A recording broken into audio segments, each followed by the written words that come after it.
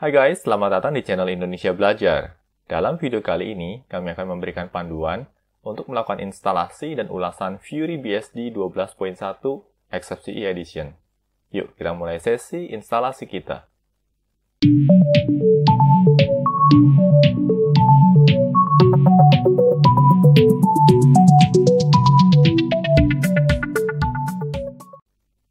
Oh ya guys, kadar mengingatkan, bagi kalian yang belum subscribe di channel Indonesia Belajar ini, pastikan kalian untuk subscribe dan aktifkan juga tombol loncengnya. Karena di tiap minggunya, kami akan selalu mengupload video-video tutorial terbaru terkait dunia IT. Oke guys, yuk kita mulai sesi instalasi FuryBSD 12.1 XFCE Edition. Nah, di sini sedang terjadi proses booting ya, kita akan tunggu beberapa saat.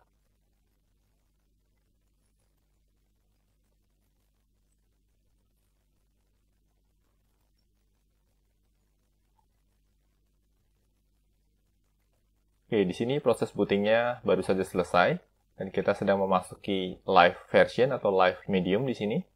Nah, live medium ini sebenarnya sangat membantu bagi kita, terutama sekali untuk memastikan kondisi driver dari hardware kita. Ya, jadi kita bisa memastikan bahwa semua hardware-nya bisa berjalan dan berfungsi dengan baik. Nah, di sini kita akan coba langsung saja menuju ke sesi instalasinya. Pertama-tama kita bisa pilih menu Install FuryBSD di sini. Kita tinggal double klik saja. Lalu berikutnya kita diminta untuk men-set hostname ya, atau nama komputer kita. Di sini kita akan gunakan yang default saja, yaitu FuryBSD. Lalu di sini ada beberapa pengaturan yang bisa kita konfigurasi sebenarnya, tapi untuk saat ini kita bisa memilih pilihan yang default, yaitu install. Nah, di sini adalah konfigurasi terkait dengan RAID, ya. Tetapi di sini karena kita mau melakukan instalasi di atas PC, ya, dan kita tidak membutuhkan RAID, kita bisa pilih pilihan yang paling atas, ya, yang no redundancy.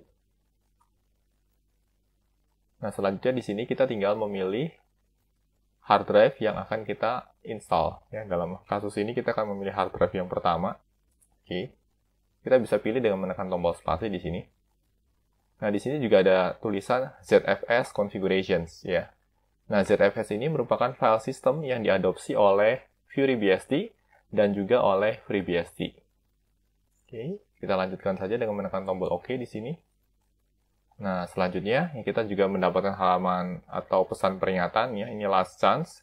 Apakah kita yakin mau melanjutkan proses instalasi? Dan di sini kita akan pilih yes. Oke, nah di sini sedang terjadi proses instalasi atau pengkopian beberapa file dasar atau base file untuk FuryBSD ini. Nah, sembari menunggu proses instalasi yang sedang berjalan, kami akan berikan beberapa informasi menarik terkait FuryBSD. FuryBSD 12.1 ini dirilis pada bulan Maret tahun 2020 dan merupakan salah satu varian dari FreeBSD Desktop. FuryBSD bukan termasuk distro Linux. FuryBSD adalah FreeBSD Desktop yang mengadopsi FreeBSD sebagai kernel. Target pengguna utama dari FuryBSD adalah pengguna desktop.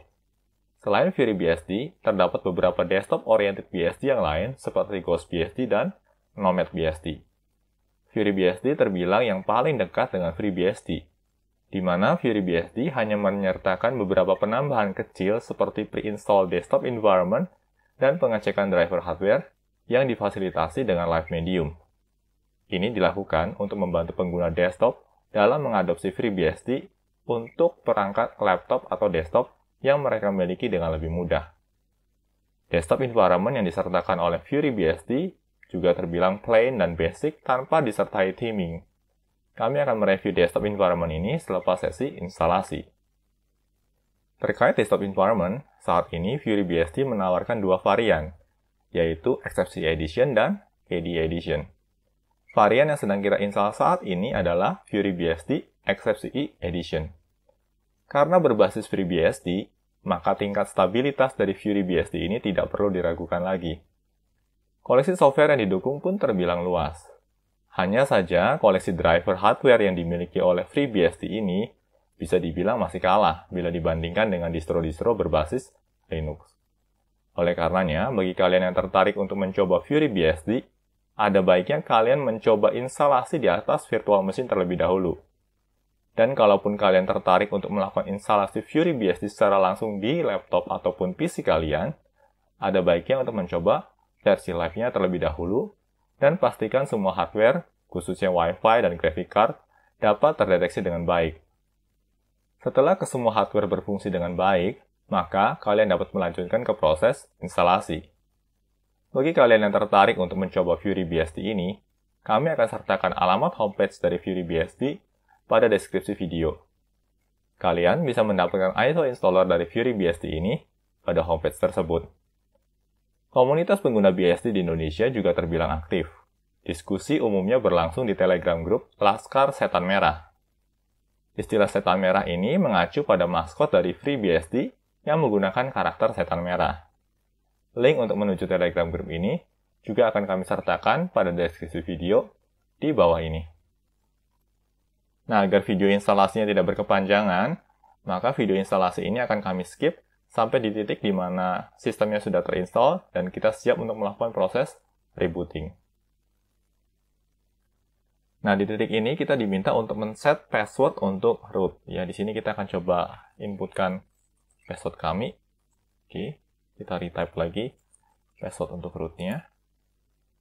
Lalu berikutnya ada semacam warning di sini ya. Please invite at least one user to wheel group. Ya, artinya di sini kita diminta untuk membuat satu user yang akan kita masukkan ke dalam grup wheel. Oke, kita oke saja. Lalu kita akan tambahkan user baru kita ya. Di sini kita akan beri nama atau kami akan beri nama belajar IDN. Oke. Lalu full name-nya adalah Indonesia Belajar. Lalu UID-nya kita set default, ya artinya kita bisa langsung tekan tombol enter di sini. Login grupnya, ya kita masukkan belajar IDN. Oke. Lalu kita juga mau memasukkan user ini ke dalam grup wheel, ya. Kita masukkan juga ke dalam grup wheel. Login kelasnya kita set sebagai default. Lalu shell-nya di sini, ya ada beberapa pilihan. Kita bisa pilih SH, CHH atau C shell, TCHH, Git shell, Bash shell, R Bash shell, sama no login. Nah, di sini kita akan menggunakan yang Bash shell saja. Lalu berikutnya adalah default home directory-nya, ya kita set yang default saja. Lalu directory permissions untuk home directory, ya sama kita set default juga di sini. Lalu berikutnya kita diminta user based authentications, ya defaultnya adalah yes. Kita akan menggunakan yang default. Lalu berikutnya use an empty password, ya kita nggak mau menggunakan empty password, ya maka defaultnya juga no di sini. Kita ikuti yang default saja. Use a random password, ya kita juga tidak, ya no. Lalu kita spesifikasikan password untuk user kita di sini. Oh, maaf, tadi saya menekan tombol enter 2 kali. Oke, kita spesifikasikan password untuk user kita. Oke, lalu kita diminta untuk melakukan retype password lagi. Oke, lalu ada pilihan log out the account after creations, ya. Kita pilih yang no di sini, defaultnya adalah no, kita bisa tekan tombol enter. Lalu kita diminta untuk melakukan review, ya, apakah sudah cocok dengan apa yang kita inginkan. Ya, di sini kami lihat sudah cocok ya, di mana usernya adalah belajar IDN, akan masuk ke dua grup, yaitu belajar IDN dan wheel group, ya. Lalu kita tinggal tekan, atau kita tinggal ketikkan saja yes sebagai konfirmasi di sini. Lalu berikutnya kita diberi konfirmasi apakah kita ingin menambahkan user baru. Ya, untuk kasus ini kita jawab saja sebagai no, ya. Kita tidak mau menambah user baru lagi. Nah, selanjutnya kita diminta untuk menentukan zona waktu atau time zone kita. Dalam hal ini adalah Asia, ya. Lalu negaranya adalah Indonesia. Oke, lalu zona waktu spesifiknya adalah Java, Sumatera. Oke. Lalu does the abbreviation WIB, ya, apakah singkatannya WIB? Ya, kita tekan tombol yes saja. Lalu mengenai setting waktu dan tanggal, ya kita skip aja di sini. Ya, kita gunakan yang default saja untuk sementara waktu ini. Nah, kalau sudah di sini, ya, maka proses instalasinya sudah selesai. Proses post configuration-nya juga sudah selesai. Dan kita bisa melanjutkan ke proses rebooting.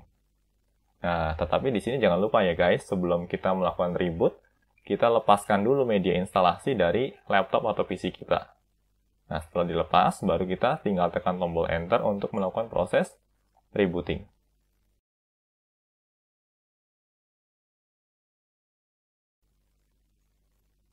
Ya, kita juga dihadapkan pada halaman booting ya.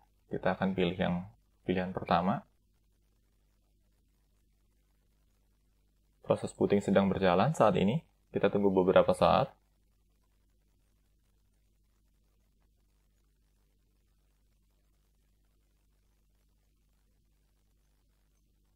Oke, berikutnya kita dihadapkan pada login screen ya. Di sini sudah ada username-nya juga, ya Indonesia Belajar. Berikutnya kita tinggal masukkan password kita di sini. Oke, lalu kita tekan tombol Enter atau juga tekan tombol login-nya. Dan di sini kita sudah masuk ke dalam sistem FuryBSD. Ya, cukup mudah ya guys proses instalasinya. Sedikit berbeda dengan proses instalasi pada distro Linux yang kita kenal dan yang pernah kita review sebelumnya di channel Indonesia Belajar ini. Ya, karena FuryBSD ini menggunakan installer yang dimiliki oleh FreeBSD. Jadi sebenarnya cara melakukan instalasinya lebih kurang mirip ya antara FreeBSD dan FuryBSD ini.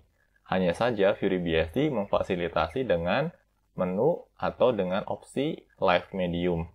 Dan ini tentunya akan sangat membantu bagi pengguna awam yang ingin memulai menggunakan FreeBSD, tetapi butuh untuk melakukan verifikasi apakah FreeBSD tersebut akan dapat mengenali hardware yang dimiliki dengan baik atau tidak. Oke, dan ini adalah FreeBSD 12.1 XFCE Edition. Nah, kita bisa lihat di sini ya. Di sini desktop environment-nya menggunakan XFCE. Dan XFCE yang digunakan di sini benar-benar plain XFCE. Jadi XFCE yang tanpa theming sama sekali. Nah, kita bisa lihat di sini ini adalah whisker menu ya, whisker menu milik XFCE dan benar-benar plain tanpa ada tweaking apapun juga. Ya, kita lihat di sisi sebelah kanan, ya, di sini ada calendar, ya ada juga jam atau penanda waktu di sini. Lalu ada notifications di sini, lalu ada sound setting ya atau audio setting, lalu juga ada network setting atau network manager di sini. Lalu di sisi sebelah kiri ya, di sini ada whisker menu ya yang berfungsi sebagai start menu di sini. Kita akan coba lihat ya default web browser yang diusung oleh FuryBSD ini. FuryBSD mengusung Firefox sebagai default web browsernya. Nah, di sini kita akan menggunakan web browser ini untuk mengakses channel YouTube Indonesia Belajar, youtube.com ya, /Indonesia Belajar Komputer. Lalu kita coba enter. Oh maaf, di sini saya melakukan kesalahan pengetikan. Oke, kita coba enter di sini. Oke, di sini kita juga akan coba akses halaman homepage dari FuryBSD. Ya, halamannya di furybsd.org atau org. Oke, kita lihat dulu channel YouTube Indonesia Belajar. Nah, ini adalah halaman utama dari channel YouTube Indonesia Belajar.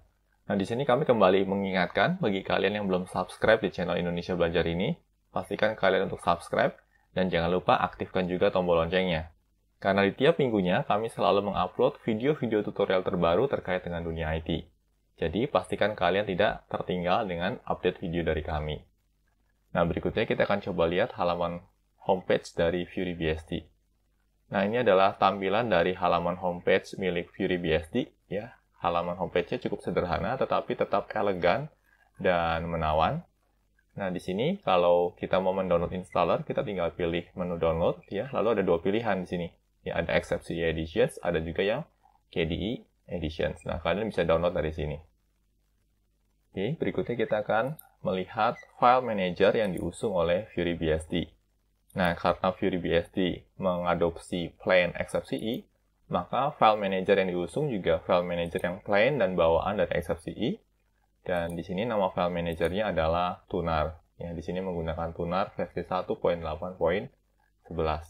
Tunar termasuk file manager yang cukup simple tetapi tetap usable ya, dan juga lightweight. Oke, dan ini merupakan pilihan yang tepat sebenarnya. Berikutnya terkait dengan terminal emulator, ya, terminal emulator yang diusung oleh FuryBSD juga merupakan terminal emulator default. yaitu eksepsi terminal. Nah, ini bentuk terminalnya, ya lebih kurang seperti ini. Sangat sederhana sekali, ya. Ini sayangnya karena tulisannya biru, ya, sedangkan background-nya hitam, ya, background terminalnya hitam, maka tidak bisa terlihat dengan baik. Kita bisa ubah warnanya di sini, ya, dengan memilih menu edit, lalu preference, ya. Lalu berikutnya kita bisa custom color-nya di sini. Lalu kita coba pilih load preset, ya. Di sini kita akan menggunakan Solarize Dark, ya. Dan ini merupakan color theme favorit kami, ya, Solarize Dark. Nah, kalau sudah seperti ini kan jadi lebih manis dan lebih nyaman di mata sebenarnya. Berikutnya kita akan coba lihat kernel yang digunakan oleh FuryBSD ini. Ya, kita bisa akses dengan menggunakan uname, ya. Oke, kernelnya bisa kita lihat di sini. Ya, kernelnya bukan kernel Linux, tetapi kernelnya adalah kernel FreeBSD. Kita juga bisa gunakan uname, -e, ya. Bisa kita lihat di sini, ya. Kernelnya adalah kernel FreeBSD, ya, versi 12.1. Ya, jadi versi dari FuryBSD-nya ini mengacu ke versi dari kernel FreeBSD yang digunakan, yaitu 12.1. Oke, berikutnya kita akan pastikan bahwa belajar IDN ini memang sudah menjadi bagian dari grup Wheels, ya. Kita bisa menggunakan command get10, ya, group, lalu wheel. Ya, di sini bisa kelihatan nih guys, ya. Kalau grup wheel ini membernya adalah root dan juga belajar IDN. Nah, grup wheel ini identik dengan sudoers, ya, atau grup yang memang biasanya diberi hak akses untuk bisa melakukan sudo. Nah, tetapi kita coba double check dulu di sini guys. Sudo, ya, who am I. Nah, kalau memang sudonya sudah diberikan ke grup wheel, maka sewaktu kita mengetikkan sudo who am I, maka akan muncul atau identifikasi sebagai root. Nah, di sini kita diminta password, ya. Kita akan inputkan password dari user belajar IDN ini. Dan di sini kelihatan, ya, ternyata belajar IDN is not the sudoer file. It's not in the sudoer file. Nah, artinya walaupun si belajar IDN ini sudah berada dalam grup wheel, tapi tidak atau belum diberikan akses sebagai sudoers. Nah, di sini sangat berbeda ya dengan beberapa atau dengan kebanyakan distro Linux lainnya. Karena di beberapa distro Linux yang lain, begitu suatu user sudah diincludekan sebagai group wheel atau member dari group wheel, maka secara otomatis dia sudah bisa dijadikan sebagai atau sudah mendapatkan hak akses sebagai sudoers.